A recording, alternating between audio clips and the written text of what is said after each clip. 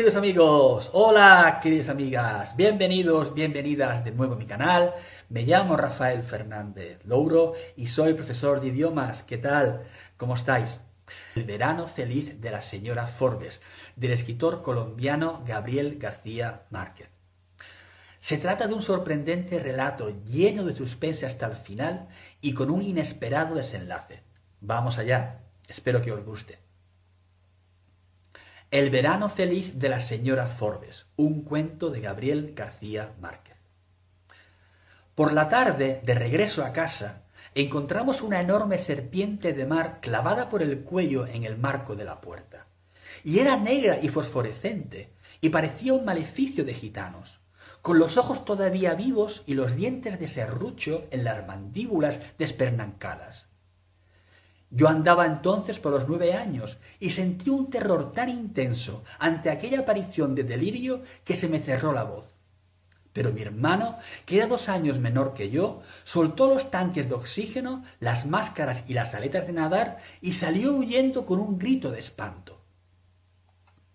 La señora Forbes lo oyó desde la tortuosa escalera de piedras que trepaba por los arrecifes desde el embarcadero hasta la casa. Y nos alcanzó, acezante y lívida, pero le bastó con ver al animal crucificado en la puerta para comprender la causa de nuestro horror. Ella solía decir que cuando 2 niños están juntos, ambos son culpables de lo que cada uno hace por separado. De modo que nos reprendió a ambos por los gritos de mi hermano y nos siguió recriminando nuestra falta de dominio. Habló en alemán y no en inglés, como lo establecía su contrato de institutriz. Tal vez porque también ella estaba asustada y se resistía a admitirlo. Pero tan pronto como recobró el aliento, volvió a su inglés pedregoso y a su obsesión pedagógica. «Es una murena helena», nos dijo, así llamada porque fue un animal sagrado para los griegos antiguos. Oreste, el muchacho nativo que nos enseñaba a nadar en aguas profundas, apareció de pronto detrás de los arbustos de alcaparras. Llevaba la máscara de buzo en la frente, un pantalón de baño minúsculo y un cinturón de cuero con 6 cuchillos, de formas y tamaños distintos, pues no concebía otra manera de cazar debajo del agua que peleando cuerpo a cuerpo con los animales. Tenía unos 20 años, pasaba más tiempo en los fondos marinos que en la tierra firme, y él mismo parecía un animal de mar con el cuerpo siempre embadurnado de grasa de motor. Cuando lo vio por primera vez, la señora Forbes había dicho a mis padres que era imposible concebir un ser humano más hermoso. Sin embargo, su belleza no lo ponía a salvo del rigor. También él tuvo que soportar una reprimenda en italiano por haber colgado la murena en la puerta, sin otra explicación posible que la de asustar a los niños. Luego, la señora Forbes ordenó que la desclavara con el respeto debido a una criatura mítica y nos mandó a vestirnos para la cena. Lo hicimos de inmediato y tratando de no cometer un solo error, porque al cabo de 2 semanas bajo el régimen de la señora Forbes habíamos aprendido que nada era más difícil que vivir. Mientras nos duchábamos en el baño en penumbra, me di cuenta de que mi hermano seguía pensando en la murena. «Tenía ojos de gente», me dijo. Yo estaba de acuerdo, pero le hice creer lo contrario, y conseguí cambiar de tema hasta que terminé de bañarme. Pero cuando salí de la ducha me pidió que me quedara para acompañarlo. «Todavía es de día», le dije. Abrí las cortinas, era pleno agosto, y a través de la ventana se veía la ardiente llanura lunar hasta el otro lado de la isla, y el sol parado en el cielo. «No es por eso», dijo mi hermano, «es que tengo miedo de tener miedo». Sin embargo, cuando llegamos a la mesa parecía tranquilo, y había hecho las cosas con tanto esmero que mereció una felicitación especial de la señora Forbes y 2 puntos más en su buena cuenta de la semana. A mí, en cambio, me descontó 2 puntos de los 5 que ya tenía ganados, porque a última hora me dejé arrastrar por la prisa y llegué al comedor con la respiración alterada.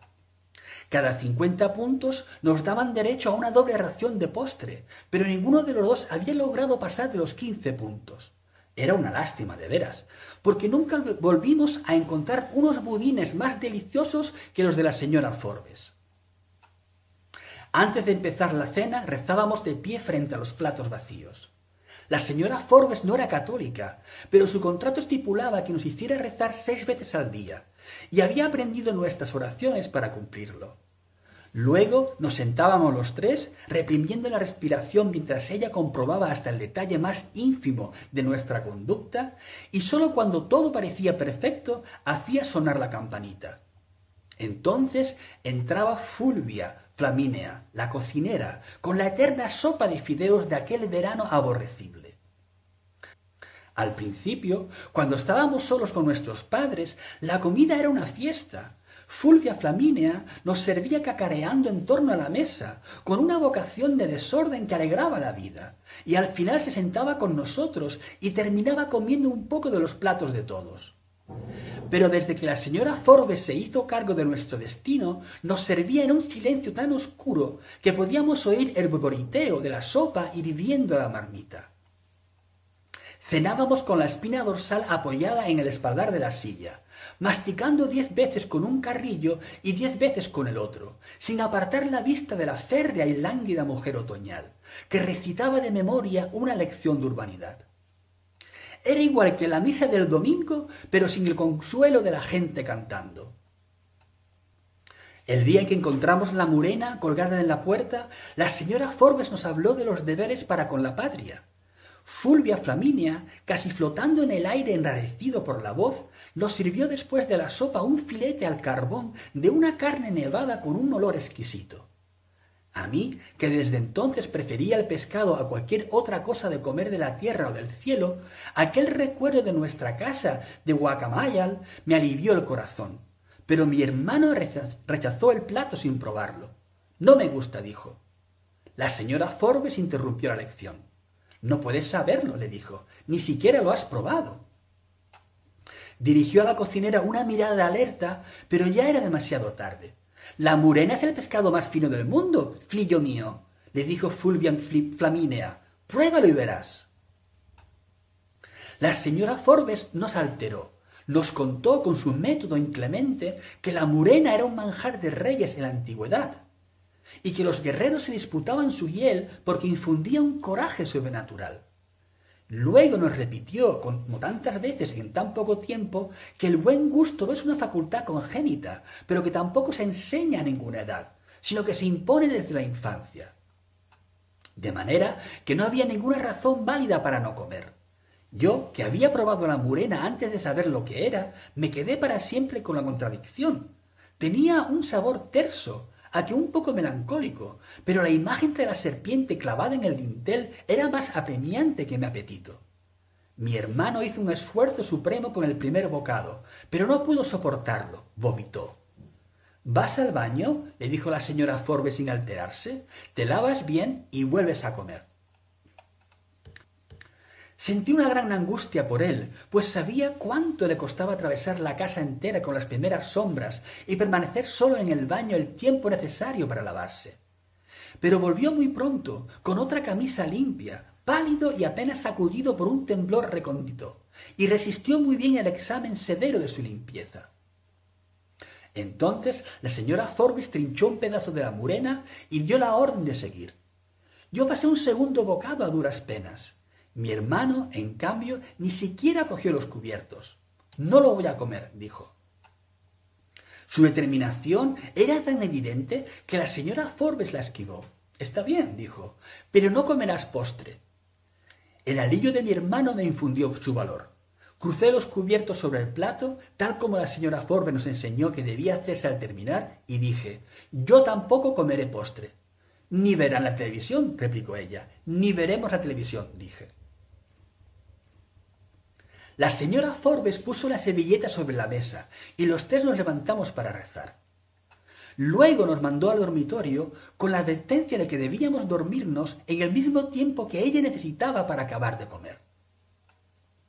Todos nuestros puntos buenos quedaron anulados y sólo a partir de 20 volveríamos a disfrutar de sus pasteles de crema, sus tartas de vainilla, sus exquisitos bizcochos de ciruelas, como no habíamos de conocer otros en el resto de nuestras vidas. Tarde o temprano teníamos que llegar a esa ruptura. Durante un año entero habíamos esperado con ansiedad aquel verano libre en la isla de Pantelana, en el extremo meridional de Sicilia, y lo había sido en realidad durante el primer mes en que nuestros padres estuvieron con nosotros. Todavía recuerdo como un sueño la llanura solar de rocas volcánicas, el mar eterno, la casa pintada de cal viva hasta los sardineles, desde cuyas ventanas se veían en las noches sin viento las aspas luminosas de los faros de África.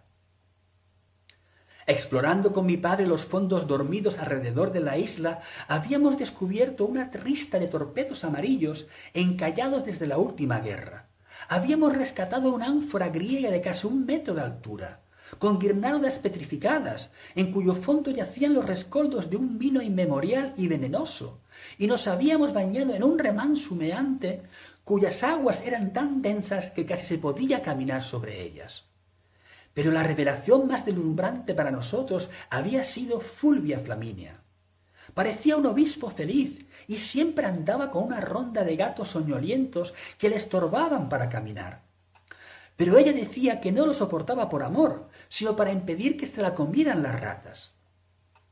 De noche, mientras nuestros padres veían en la televisión los programas para adultos, Fulvia Flaminia nos llevaba con ella a su casa, a menos de 100 metros de la nuestra, y nos enseñaba a distinguir las algarabías remotas, las canciones, las ráfagas de llanto de los vientos de Túnez.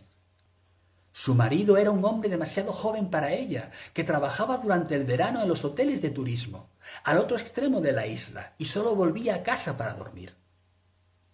Oreste vivía con sus padres un poco más lejos y aparecía siempre por la noche con ristas de pescados y canastas de langostas acabadas de pescar, y las colgaba en la cocina para que el marido de Fulvia Flaminia las vendiera al día siguiente en los hoteles.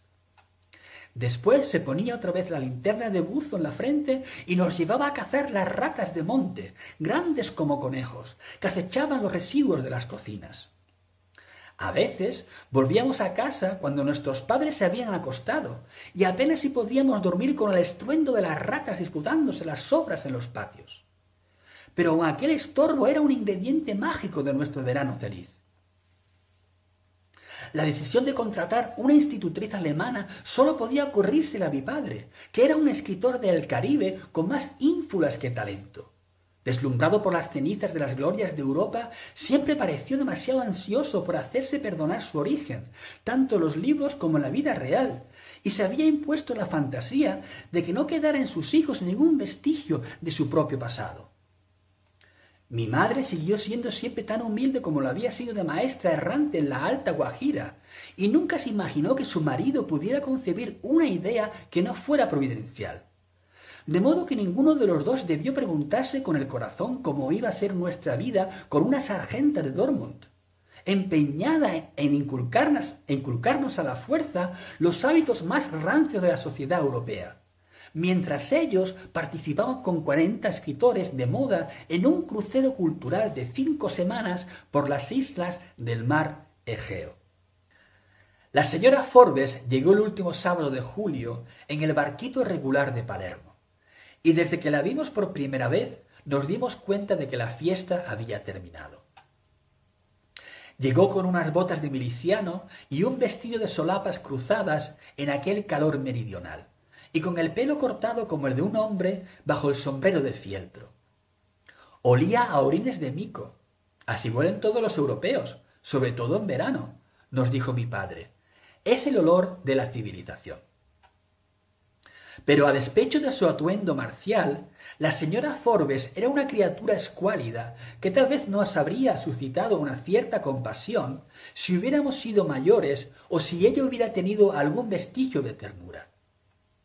El mundo se volvió distinto. Las 6 horas de mar, que desde el principio del verano habían sido un continuo ejercicio de imaginación, se convirtieron en una sola hora igual, muchas veces repetida. Cuando estábamos con nuestros padres, disponíamos de todo el tiempo para nadar con Oreste, asombrados del arte y la audacia con que se enfrentaba a los pulpos en su propio ámbito turbio de tinta y de sangre, sin más armas que sus cuchillos de pelea. Después siguió llegando a las 11 en el botecito de motor fuera borda, como lo hacía siempre. Pero la señora Forbes no le permitía quedarse con nosotros ni un minuto más del indispensable para la clase de natación submarina. Nos prohibió volver de noche a la casa de Fulvia Flamínea, porque lo consideraba como una familiaridad excesiva con la servidumbre, y tuvimos que dedicar a la lectura analítica de Shakespeare el tiempo de que antes disfrutábamos cazando ratas. Acostumbrados a robar mangos en los patios y a matar perros a ladrillazos en las calles ardientes de Guacamayal, para nosotros era imposible concebir un tormento más cruel que aquella vida de príncipes. Sin embargo, muy pronto nos dimos cuenta de que la señora Forbes no era tan estricta consigo misma como lo era con nosotros, y esa fue la primera grieta de su autoridad. Al principio se quedaba en la playa bajo el parasol de colores, vestida de guerra, leyendo baladas de Schiller mientras Oreste nos enseñaba a bucear. Y luego nos daba clases teóricas de buen comportamiento en sociedad, horas tras horas, hasta la pausa del almuerzo. Un día pidió a Oreste que la llevara en el botecito de motor a las tiendas de turistas de los hoteles y regresó con un vestido de baño enterizo, negro y tornasolado, como un pellejo de foca, pero nunca se metió en el agua.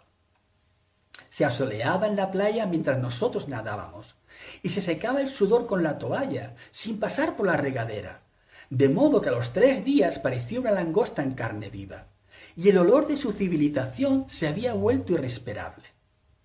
Sus noches eran de desahogo. Desde el principio de su mandato sentíamos que alguien caminaba por la oscuridad de la casa, braceando en la oscuridad, y mi hermano llegó a inquietarse con la idea de que fueran los ahogados errantes de que tanto nos había hablado Fulvia Flamínea. Muy pronto descubrimos que era la señora Forbes, que se pasaba la noche viviendo la vida real de mujer solitaria que ella misma se hubiera reprobado durante el día. Una madrugada la sorprendimos en la cocina, con el camisón de dormir de colegiala, preparando sus postres espléndidos, con todo el cuerpo embadurnado de harina hasta la cara y tomándose un vaso de oporto con un desorden mental que habría causado el escándalo de la otra señora Forbes. Ya para entonces sabíamos que después de acostarnos no se iba a su dormitorio, sino que bajaba a nadar a escondidas o se quedaba hasta muy tarde en la sala, viendo sin sonido en la televisión las películas prohibidas para menores, mientras comía tartas enteras y se bebía hasta una botella del vino especial que mi padre guardaba con tanto celo para las ocasiones memorables. Contra sus propias prédicas de austeridad y compostura, se atragantaba sin sosiego, con una especie de pasión desmandada. Después la oíamos hablando sola en su cuarto, la oíamos recitando en su alemán melodioso fragmentos completos de Die Jungfrau von Orleans. La oíamos cantar, la oíamos sollozando en la cama hasta el amanecer, y luego aparecía en el desayuno con los ojos hinchados de lágrimas, cada vez más lúgubre y autoritaria. Ni mi hermano ni yo volvimos a ser tan desdichados como entonces, pero yo estaba dispuesto a soportar hasta el final, pues sabía que de todos modos su razón había de prevalecer contra la nuestra. Mi hermano, en cambio, se le enfrentó con todo el ímpetu de su carácter, y el verano feliz se nos volvió infernal. El episodio de la Murena fue el último límite. Aquella misma noche, mientras oíamos desde la cama el trajín incesante de la señora Forbes en la casa dormida, mi hermano soltó de golpe toda la carga del rencor que se le estaba pudriendo en el alma. «¡La voy a matar!», dijo. Me sorprendió, no tanto por su decisión, como por la casualidad de que yo estuviera pensando lo mismo desde la cena. No obstante, traté de disuadirlo. «Te cortarán la cabeza», le dije. «En Sicilia no hay guillotina», dijo él. «Además, nadie va a saber quién fue». Pensaba en el ánfora rescatada de las aguas, donde estaba todavía el sedimento del vino mortal. Mi padre lo guardaba porque quería hacerlo someter a un análisis más profundo para averiguar la naturaleza de su veneno, pues no podía ser el resultado del simple transcurso del tiempo. Usarlo contra la señora Forbes era algo tan fácil que nadie iba a pensar que no fuera accidente o suicidio. De modo que al amanecer, cuando la sentimos caer extenuada por la fragorosa vigilia, echamos vino del ánfora en la botella del vino especial de mi padre. Según habíamos oído decir, aquella dosis era bastante para matar un caballo. El desayuno lo tomábamos en la cocina a las 9 en punto, servido por la propia señora Forbes, con los panecillos de dulce que Fulvia Flaminia dejaba muy temprano sobre la hornilla. 2 días después de la sustitución del vino, mientras desayunábamos, mi hermano me hizo caer en la cuenta con una mirada de desencanto que la botella envenenada estaba intacta en el aparador. Eso fue un viernes, y la botella siguió intacta durante el fin de semana. Pero la noche del martes, la señora Forbes se bebió la mitad mientras veía las películas libertinas de la televisión. Sin embargo, llegó tan puntual como siempre al desayuno del miércoles. Tenía su cara habitual de mala noche, y los ojos estaban tan ansiosos como siempre detrás de los vidrios macizos. Y se le volvieron aún más ansiosos cuando encontró en la canasta de los panecillos una carta con sellos de Alemania. La leyó mientras tomaba el café, como tantas veces nos había dicho que no se debía hacer, y en el curso de la lectura le pasaban por la cara ráfagas de claridad que irradiaban las palabras escritas. Luego arrancó las estampillas del sobre y las puso en la canasta con los panecillos sobrantes para la colección del marido de Fulvia Flaminia. A pesar de su mala experiencia inicial, aquel día nos acompañó en la exploración de los fondos marinos y estuvimos divagando por un mar de aguas delgadas hasta que se nos empezó a agotar el aire de los tanques y volvimos a casa sin tomar la lección de buenas costumbres. La señora Forbes no solo estuvo de un ánimo floral durante todo el día, sino que a la hora de la cena parecía más viva que nunca. Mi hermano, por su parte, no podía soportar el desaliento. Tan pronto como recibimos la orden de empezar, apartó el plato de sopa de fideos con un gesto provocador. «Estoy hasta los cojones de esta agua de lombrices», dijo. Fue como si hubiera tirado en la mesa una granada de guerra. La señora Forbes se puso pálida. Sus labios se endurecieron hasta que empezó a disiparse el humo de la explosión, y los vidrios de sus lentes se empañaron de lágrimas.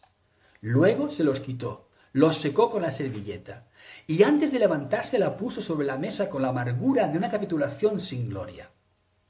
«Hagan lo que les dé la gana», dijo. «Yo no existo». Se encerró en su cuarto desde las 7, pero antes de la medianoche, cuando ya nos suponía dormidos, la vimos pasar con el camisón de colegiala y llevando para el dormitorio medio pastel de chocolate y la botella con más de 4 dedos del vino envenenado. Sentí un temblor de lástima. «Pobre señora Forbes», dijo. Mi hermano no respiraba en paz. «Pobre nosotros si no se mueren esta noche», dijo. Aquella madrugada volvió a hablar sola por un largo rato.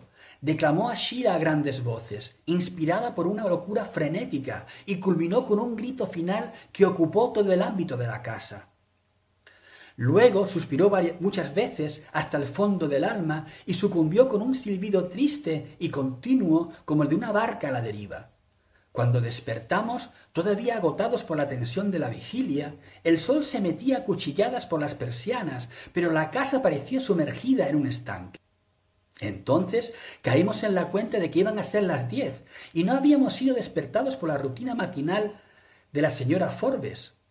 No oímos el desagüe de retrete a las 8, ni el grifo del lavabo, ni el ruido de las persianas, ni la cerradura de las botas y los 3 golpes mortales en la puerta con la palma de su mano de negrero. Mi hermano puso la oreja contra el muro, retuvo el aliento para percibir la mínima señal de vida en el cuarto contiguo, y al final exhaló un suspiro de liberación. «Ya está», dijo. «Lo único que se oye es el mar». Preparamos nuestro desayuno poco antes de las 11 y luego bajamos a la playa con 2 cilindros para cada uno y otros 2 de repuesto, antes de que Fulvia Flaminia llegara con su ronda de gatos a hacer la limpieza de la casa. Oreste estaba ya en el embarcadero destripando una dorada de 6 libras que acababa de cazar. Le dijimos que habíamos esperado a la señora Forbes hasta las 11 y en vista de que continuaba dormida, decidimos bajar solos al mar.